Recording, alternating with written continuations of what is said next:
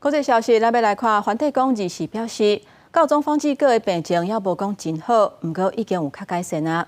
昨昏暗时啊，伊是困了有路眠，目前当咧休困。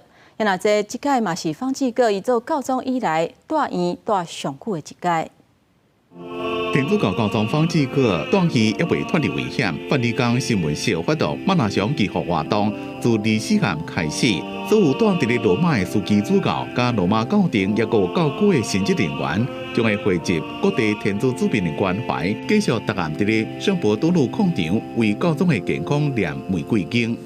L'angelo Gabriele fu mandato da Dio in una città della Galilea chiamata Nazareth. 梵蒂冈第二是讲，高中即暗困甲正好，无讲痛，食物件也正正常，心情也袂歹。自从以下冲突以来，方志哥逐工拢会打电话去检查，验过住院了就无搁下，一直到24暗才搁继续下。Vatican says Pope Francis is showing some slight improvements. He remains in critical condition with pneumonia, but laboratory tests show some improvements in certain parameters.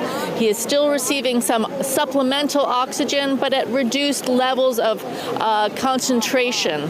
In addition, the Pope was able to resume some work activities in the afternoon. He made a phone call to a parish in Gaza. This is a parish that is headed by an Argentine priest. 今年88岁方志哥接受住院，要病情恶化真济，双平的肺炎。教廷第一遍对我讲，高中病情危急，迄当阵喘气困难，需要上诉加收费治疗。